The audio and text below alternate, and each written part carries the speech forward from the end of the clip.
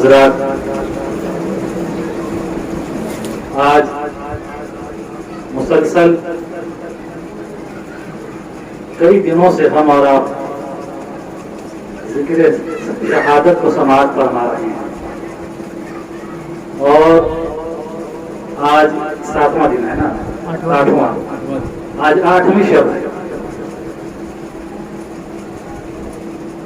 آپ حضرات سے گزارش ہے کہ آپ حضرات کچھ گھڑی کے لیے اس ذکر خیر میں شرکت کریں اور اپنی نجات کا سامان تیار کریں۔ آئیے کچھ عرض و معروض سے قبل ہم اور آپ سبھی مل کر حسنین کے نانا تاجدار مدینہ سرور قلب و سینہ احمد مجتبی محمد مصطفیٰ جناب محمد رسول اللہ صلی اللہ تعالی علیہ وآلہ وسلم کی بارگاہ بے کس پناہ میں درود و سلام کا نذرانہ پیش کریں، بآواز بلند پڑھیں۔ اللہم صلی علی سیدنا و شفیعنا نبینا و حبیبنا و مولانا محمد معدن الجود والکرم و آلہ و بارک وسلم۔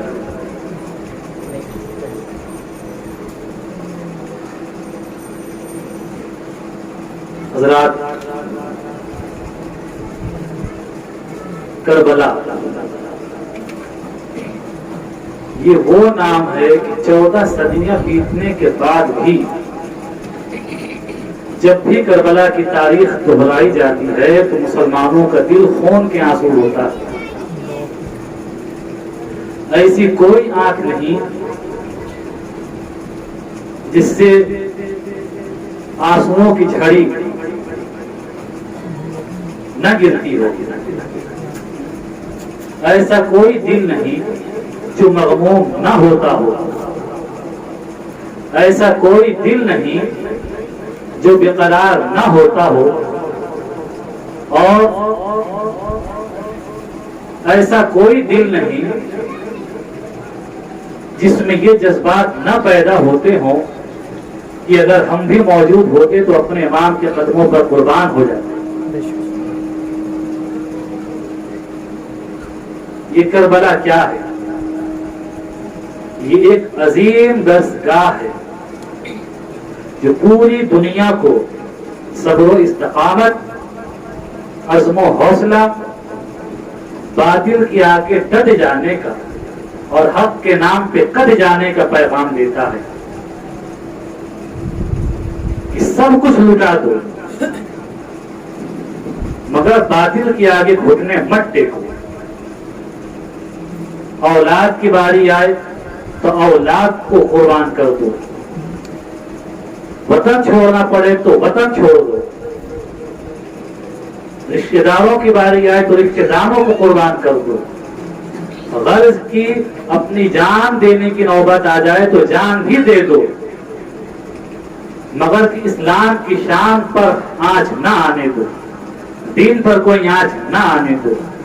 یہ پیغام ہمیں کربلا دیتا ہے، یہ پیغام ہمیں کربلا سے اخذ کرنا چاہیے اور اپنی زندگیوں میں اس کو شامل کرنا چاہیے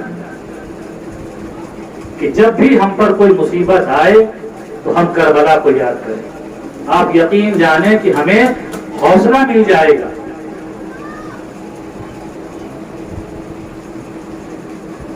زندگی کے ہر موڑ پر امام کی شہادت ہماری رہنمائی کرتی ہوئی نظر آئے گی، ہمیں عزم اور حوصلہ دیتی ہوئی نظر آئے گی، ہمیں زندگی کے ہر موڑ پر امام کی شہادت درس دیتی ہوئی نظر آئے گی۔ آج اسی کربلا کے موضوع پر میں چند لمحوں کے لیے آپ سے مخاطب ہونے کی سعادت حاصل کر رہا ہوں کہ اہل بیت کا قافلہ 2 محرم الحرام کو کربلا کی وادی میں اترا اور 7 محرم الحرام تک دریائے فرات کے کنارے خیمہ زن رہا، اور 7ویں محرم کو ابن زیاد کی طرف سے حکم آتا ہے کہ اہل بیت کے خیموں کو فرات کے کنارے سے اکھاڑ دو اور انہیں ایسی جگہ منتقل کر دو کہ جہاں انہیں پانی نہ ملے، انہیں پیاسا رکھو۔ کس لیے؟ صرف اس لیے کہ وہ باطل کے آگے گھٹنے ٹیک دیں، یزید کے بیعت قبول کر لیں۔ جب پوچھا گیا کہ ایسا کیوں ہو رہا ہے، ہمیں پانی سے کیوں روکا جا رہا ہے، تب کہا گیا کہ حاکم کا حکم ہے کہ پانی ہر بشر پیے، حاکم کا حکم ہے کہ پانی ہر بشر پیے، گھوڑے پیے، سوار پیے اور شتر پیے، کافر تلک پیے تو منع تم نہ کیجیو، پر فاطمہ کے لال کو پانی نہ دیجیے۔ اور غور طلب بات یہ ہے کہ پانی بند کرنے والے کون تھے؟ یہ وہی لوگ تھے جو کل قیامت کے دن ان کے نانا جان سے جام کوثر پینے کی امید رکھتے تھے۔ آج وہی سنگ دل لوگوں نے ان کے نواسے پر کربلا کے میدان میں 3 دنوں تک پانی بند رکھا، حتیٰ کہ پیاسا شہید کر دیا۔ یہ وہی سنگ دلان زمانہ تھا۔ امام جانتے تھے کہ قضا و قدر کے فیصلے نافذ ہو چکے ہیں۔ اسی طریقے سے 8 اور 9 کا دن بھی گزر گئے۔ 10ویں محرم کی صبح جب نمودار ہوئی، سورج نکلتا ہے تو کربلا کا وہ عظیم منظر سامنے آتا ہے جس پر پوری کائنات ہو رہی تھی۔ چشمان فلک نے ایسا منظر کبھی نہ دیکھا تھا، زمین کا سینہ دہل گیا، کائنات خون کے آنسو رو رہی تھی کہ اہل بیت النبوت کے ساتھ ان لوگوں نے کیا سلوک کیا کہ نبی کی گود میں پلے ہوئے کو پیاسا رکھا جا رہا ہے، چمنستان فاطمہ کے پھولوں کو تپتی ہوئی ریت پر خاک و خون میں تڑپایا جا رہا ہے، اہل بیت کی شہزادیوں کے سروں سے چادر تطہیر کو چھینا جا رہا ہے۔ وہ دردناک منظر زمانے میں دیکھا۔ صرف ایک ہی بات تھی کہ یزید کی بیعت قبول کر لیں۔ اگر آپ یزید کی بیعت قبول کر لیتے ہیں تو سارا معاملہ یہیں پر ختم ہو جائے گا، پھر کوئی پریشانی آپ کو اٹھانی نہیں پڑے گی، آپ پر پانی بھی کھول دیا جائے گا، آپ کو دانا بھی دے دیا جائے گا، آپ کو بھوکے پیاسے نہیں رہنے کی نوبت آئے گی۔ مگر امام نے اسے قبول نہ کیا، انہیں بھوکا پیاسا رہنا منظور تھا مگر باطل کے آگے جھکنا منظور نہ تھا۔ اور جھکتے بھی کیسے؟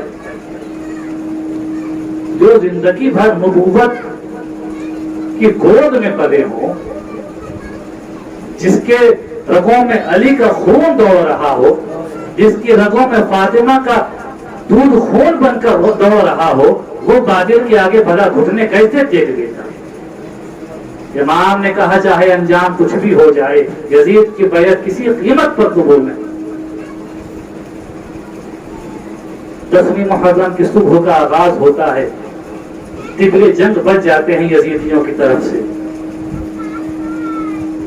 اور پہلا تیر ابن زیاد امام کی طرف چلا کر اعلان کرتا ہے کہ یزیدیوں گواہ رہنا، یزید کے دربار میں کہ پہلا تیر میں نے مارا ہے، پہلا تیر حسین کی جانب میں نے چلایا۔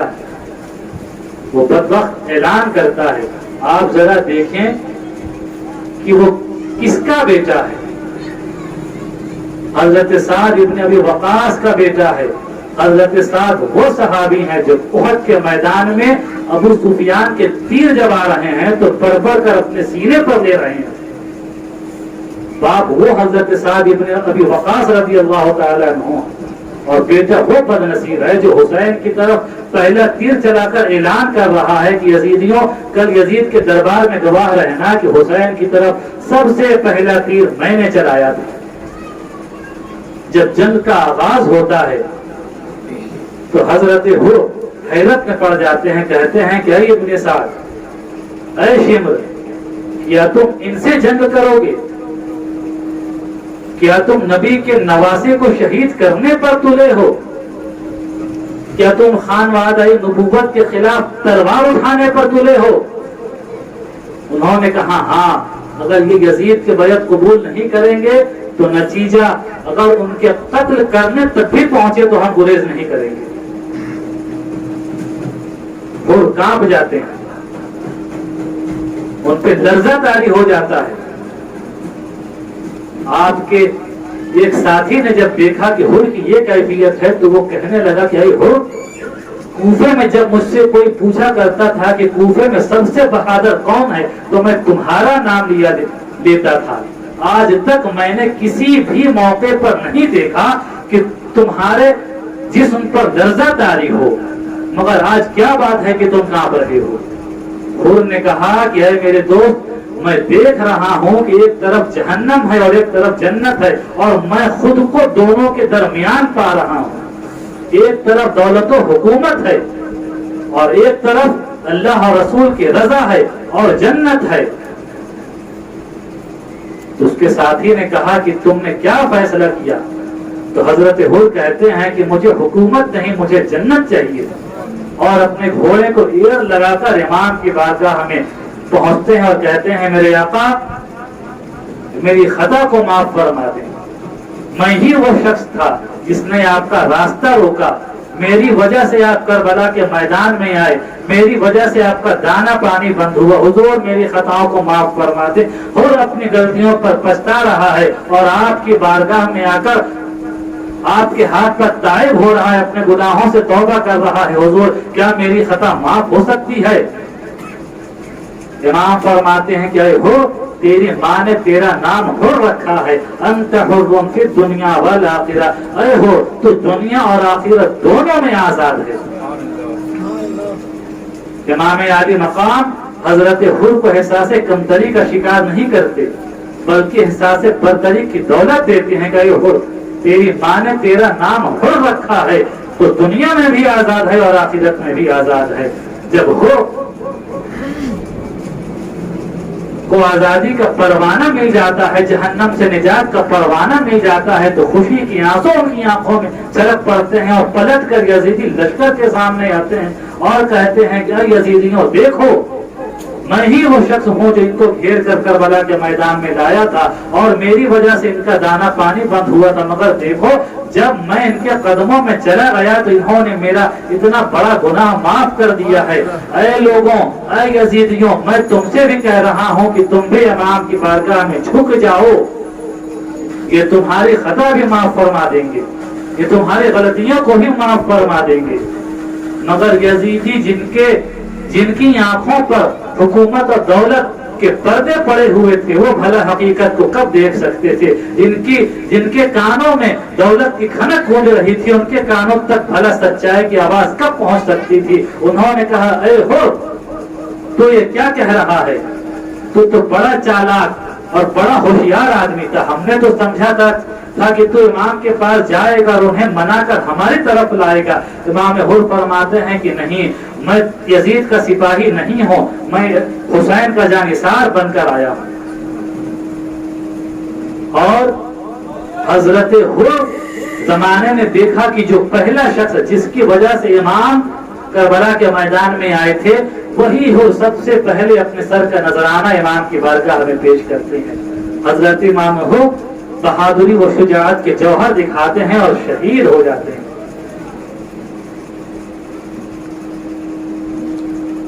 پھر یکے بعد دیگرے اب جنگ باقاعدہ طور پر شروع ہو چکی ہے، یکے بعد دیگرے امام کے جانثار میدان میں آتے ہیں اور اپنی جانوں کے نذرانے امام کی بارگاہ میں پیش کرتے چلے جاتے ہیں۔ حضرت ظہیر بن قیقین آتے ہیں، وہ اپنی جان کو امام کی بارگاہ میں قربان کر دیتے ہیں۔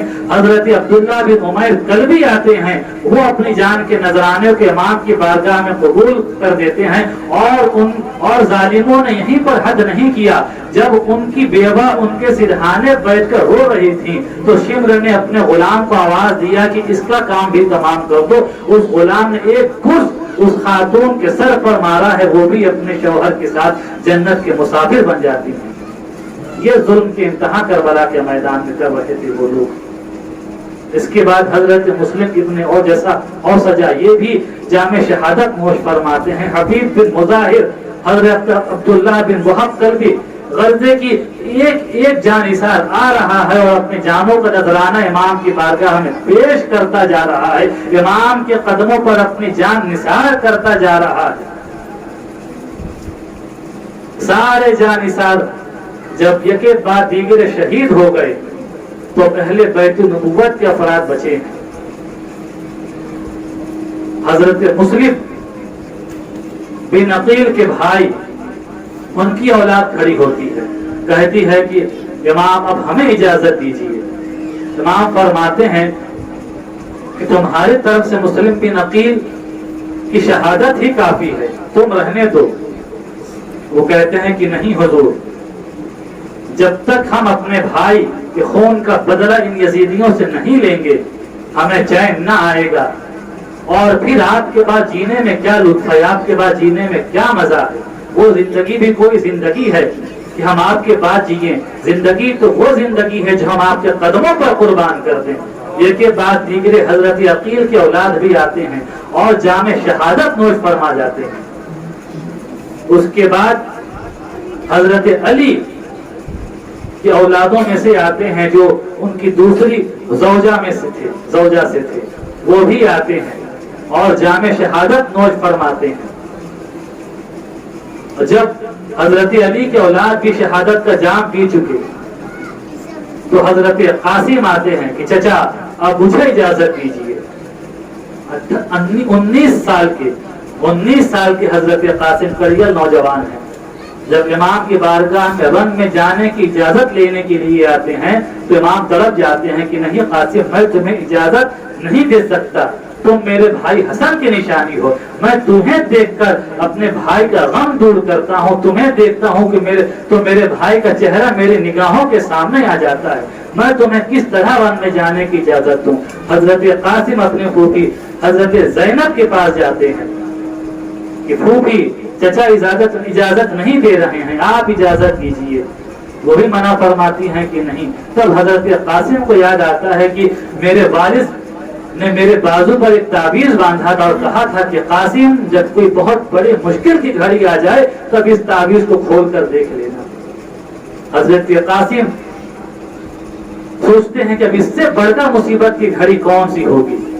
جب اس تعویذ کو کھولتے ہیں تو خوشی سے جھومنے لگتے ہیں اور تعویذ کو لے کر اپنے چچا کی بارگاہ میں آتے ہیں اور کہتے ہیں کہ چچا میرے والد محترم مجھے رن میں جانے کی اجازت دے کر گئے ہیں۔ دیکھیے جب امام اس رقعے کو پڑھتے ہیں تو اس میں لکھا تھا کہ اے قاسم ایک وقت وہ آئے گا کہ جب میرے بھائی حسین کربلا کے میدان میں ہوں گے، ظالم انہیں شہید کرنے پر تلے ہوں گے، اے قاسم تم اپنی جان پر کھیل جانا مگر میرے بھائی پر آنچ نہ آنے دینا۔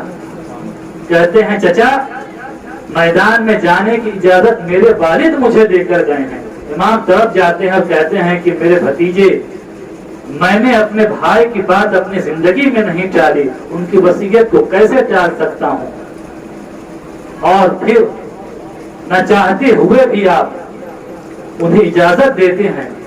اور حضرت قاسم جب میدان میں آتے ہیں تو وہ جوہر آپ نے دکھایا کہ یزیدیوں کو شیر خدا یاد آ گئے، علی کا تیور یاد آ گیا، اور پھر پلٹ کر آتے ہیں امام کی بارگاہ میں اور کہتے ہیں کہ چچا بڑی پیاس لگی ہے، بڑی پیاس لگی ہے، 2-4 گھونٹ پانی مل جائے تو سارا لشکر میں کاٹ کر اپنے قدموں پہ رکھ دوں۔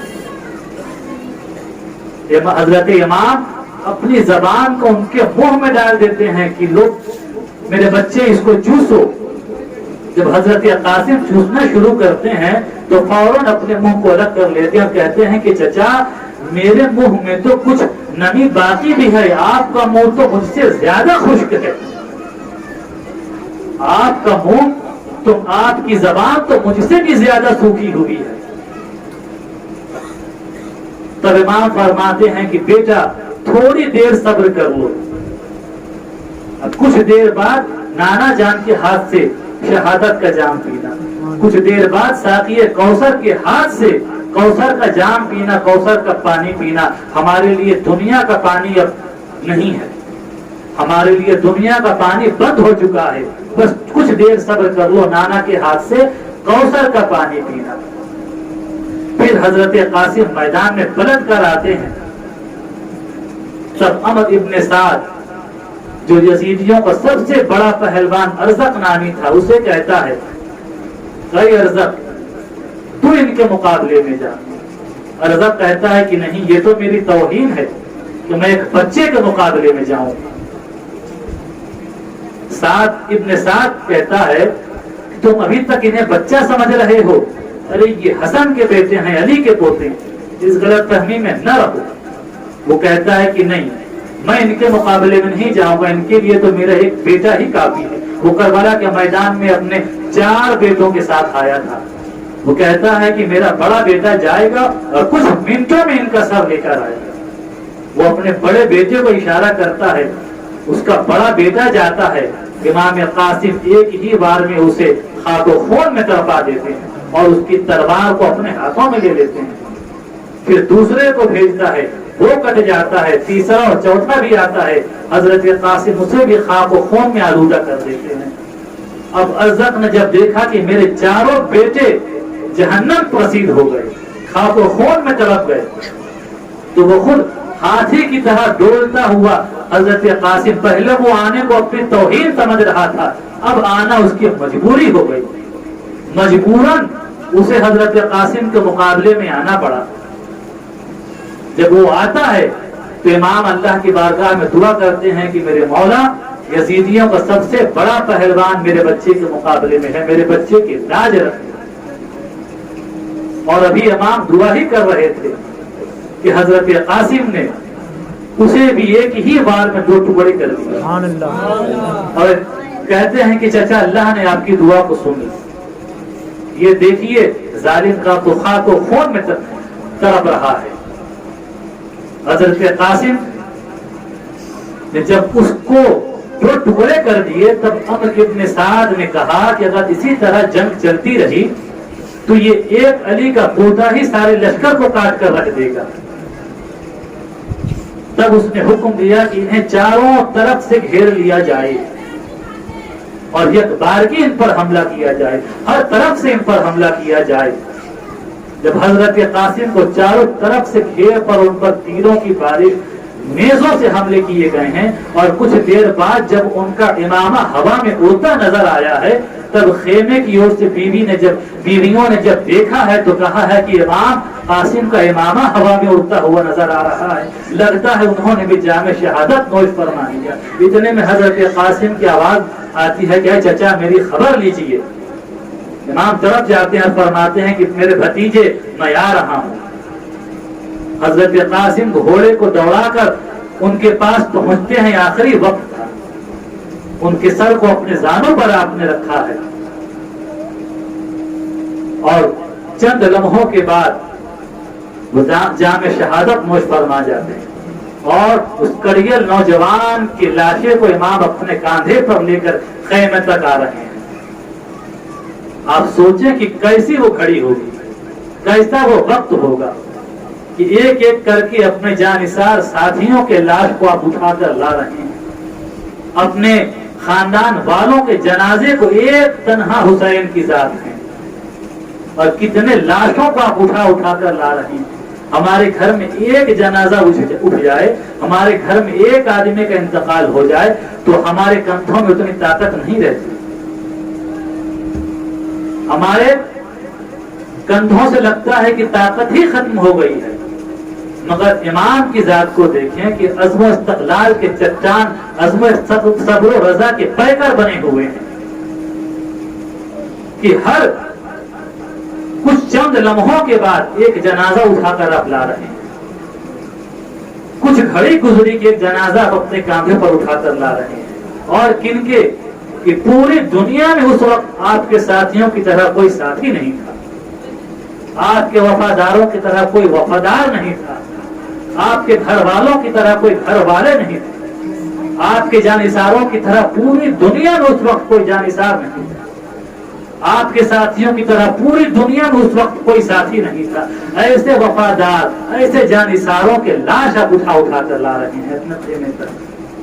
کیا گزر رہی ہوگی امام کے دل پر. سب وہ استقلال کا پہاڑ بنے ہوئے ہیں امام حسین. ذرا سے لرزش آپ کے قدموں میں نہیں آ رہی ہے. جب حضرت قاسم شہید ہو جاتے ہیں تو طرف پر حضرت علی اکبر بیٹھا خیمے میں آتے ہیں، پکار کہتے ہیں کہ ابا اب مجھے رن میں جانے کی اجازت دیجیے. کون ہے علی اکبر؟ حضرت امام حسین کے صاحبزادے ہیں. 18 سال کے کریل نوجوان ہیں. کتنے ارمانوں سے امام نے پالا ہے. آپ فرماتے ہیں کہ بیٹا میں تمہیں رن میں جانے کی اجازت نہیں دوں گا، تم جا کر اپنی پھوپھی سے اجازت دو، تمہیں تمہاری پھوپھی نے پالا. آپ جاتے ہیں اور فرماتے ہیں کہ پھوپھی جان مجھے رن میں جانے کی اجازت دے. ایک ایک کر سارے اصحاب، سارے عزیز جام شہادت نوش فرما چکے ہیں. آپ مجھے بھی شہادت کا جام پینے کی اجازت دیں، آپ مجھے نہ روکیں. یہ کیسے ہو سکتا ہے کہ بیٹا خیمے میں رہے اور باپ رن میں جائے؟ مجھے بھی اپنے بابا پر قربان ہونے کی اجازت دیجیے. طرف جاتے ہیں پھوپھی کے قدموں پر. سیدہ زینب مجبورت اجازت دیتی ہیں. آپ امام کی بارگاہ میں آتے ہیں اور کہتے ہیں کہ پھوپھی سے میں نے اجازت لے لی. والد کہتے ہیں کہ ٹھیک ہے بیٹا، اب میں تمہیں شہادت کا دولہا بناتا ہوں. آپ دیکھیں ہمارے گھر میں بھی بچے جوان ہوتے ہیں. جب ہمارے گھر کے بچے جوان ہوتے ہیں تو ہم بھی انہیں دولہا بنانے کی تمنا کرتے ہیں اور کتنے سپنے اپنی آنکھوں میں سجا کر رکھتے ہیں کہ میرا بچہ دولہا بنے گا. میں اپنے ہاتھوں سے اس کے سر پر امامہ باندھوں گا، اپنے ہاتھوں سے اس کے سر پر صحرا باندھوں گا اور اس کی بارات نکلے گی، اسے نوشہ بناؤں گا. کتنے سپنے سجوئے ہوتے ہیں. آج امام بھی اپنے بچے کو دولہا بنا رہے ہیں، مگر شہادت کا دولہا. اپنے ہاتھوں سے رسول اللہ کا امامہ ان کے سر پر باندھ رہے ہیں، شہادت کا دولہا بنا رہے ہیں. جب ہمارے گھر کے بچے دولہا بنتے ہیں تو مائیں بلائیں لیتی ہیں، مائیں بلائیں لیتی ہیں کہ تمہیں کسی کی نظر نہ لگے. آج کربلا کے میدان میں حضرت علی اکبر بھی شہادت کا دولہا بن رہے ہیں. امام اپنے ہاتھ سے اپنے صاحبزادے کو شہادت کا دولہا بنا کر کربلے کے میدان میں بھیجنے کی تیاری کر رہے ہیں. جب آپ دولہا بنا چکے تو خیمے کی اور سے بیویاں بلائیں لے رہی ہیں. ان کی والدہ کہتی ہیں کہ میرا بیٹا بڑا خوبصورت لگ رہا ہے، اللہ تمہیں نظر بد سے بچائے. آپ سوچیں نا کہ کیسی گھڑی ہوگی، اس بات کے دل پر کیا گزر رہی ہوگی، پھوپھی کے دل پہ کیا گزر رہی ہوگی، ماں کے دل پر کیا گزر رہی ہوگی. ایسی گھڑی میں بلائیں لے رہی ہیں کہ میرے بچے کو کسی کی نظر نہ لگے. اور اس کے بعد جب آپ رسم گاہ میں آتے ہیں تو یوں لگا جیسے کربلا کی تاریکی میں 14ویں رات کا چاند نکل آیا. آپ کے چہرے مبارک سے چاندنی چھن چھن کر نکل رہی تھی.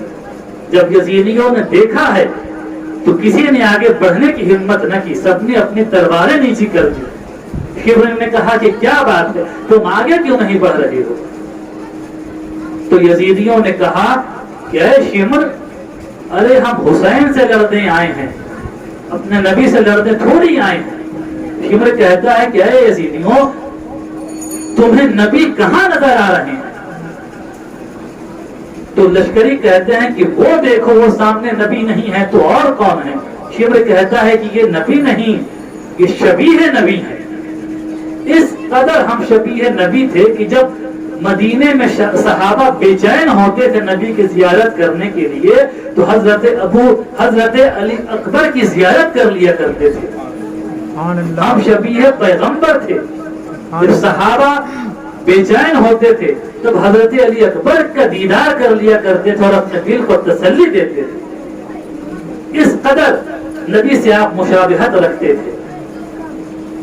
اور جب آپ میدان میں آئے ہیں تو آپ نے بھی وہ علی کے تیور دکھائے ہیں، علی کے خون کے جوہر دکھائے ہیں کہ یزیدیوں کے چھکے چھوٹ گئے، جدھر بڑھ رہے ہیں صفوں کے صف الٹ دے رہے ہیں، کسی میں جرأت نہیں ہو رہی ہے کہ سامنے آ کر مقابلہ کرے۔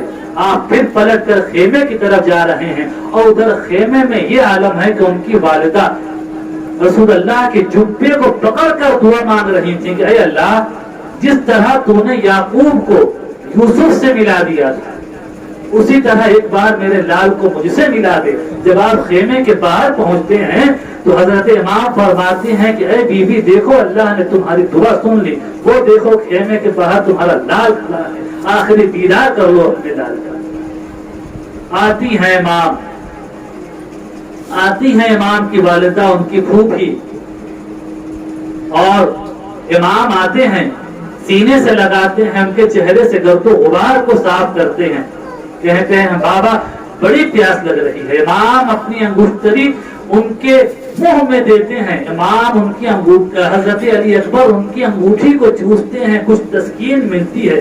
امام کہتے ہیں کہ بیٹا بس کچھ دیر صبر کر لو، تم بھی عنقریب اور لوگوں کی طرح کوثر کے کنارے پر پہنچ جاؤ گے اور اپنے نانا کے ہاتھوں سے جام کوثر پیو گے، بس کچھ دیر کی بات ہے۔ پھر وہیں سے حضرت علی اکبر پلٹ کر کربلا کے میدان میں آتے ہیں اور پھر آپ جنگ کا آغاز کرتے ہیں، اور اخیر میں نتیجہ یہ نکلتا ہے کہ یزیدیوں میں کوہرام مچ گیا کہ اگر اس طرح لڑتے رہے تو علی کا یہ پوتا سارے لشکر کو کاٹ دے گا۔ شمر نے کہا کہ ان کو ہر طرف سے گھیر کر یہ غبار کی حملہ کرو، ہر طرف سے تیروں کی بارش کرو۔ یہ ایک ایک کر کے اگر جائیں گے تو سارے لشکر کے لیے علی کا یہ ایک پوتا ہی کافی ہے۔ تو ان کو بھی ہر طرف سے گھیر کر کے شہید کر دیا گیا، اور پھر کربلا کے میدان میں اعلان کیا گیا کہ اے حسین آئیے اور اپنے 18 سال کے جوان کی لاش کو اٹھا کر لے کر جائیے۔ امام گھوڑا دوڑا کر آتے ہیں اور اپنے جوان بیٹے کی لاش کو اپنے کاندھے پر اٹھا کر لے جاتے ہیں۔ میرے دوستوں، کیسی وہ قیامت خیز گھڑی ہے، آپ تصور کریں تو کلیجہ کانپ جائے گا۔ کسی انسان کے بس کی بات ہے یہ نہیں۔ ہم کہتے ہیں کہ دنیا میں سب سے بڑا بوجھ یہ ہوتا ہے کہ کسی باپ کے کاندھے پر اس کے بیٹے کا جنازہ ہو، اور امام ایک نہیں، ہر گھڑی ایک جنازے کو اپنے کاندھے پر اٹھا رہے ہیں۔ کتنی قوت اور کتنے صبر سے میرے امام کام لے رہے ہیں کربلا کے میدان میں۔ یوں لگ رہا تھا کہ دنیا کا سارا صبر سمٹ کر امام حسین کے اندر آ گیا ہے، سارا عزم امام پاک کے اندر آ گیا ہے، اور امام حسین صبر، عزم، استقلال کا پیکر بنے ہوئے ہیں۔ ایسی قیامت خیز گھڑی کربلا کے میدان میں آئی، اور امام تنہا ان تمام اپنے عزیز و اقارب کے لاشیں کو باری باری سے اٹھا کر خیمے کے کنارے پر لا کر رکھتے جا رہے ہیں۔ میرے دوستوں،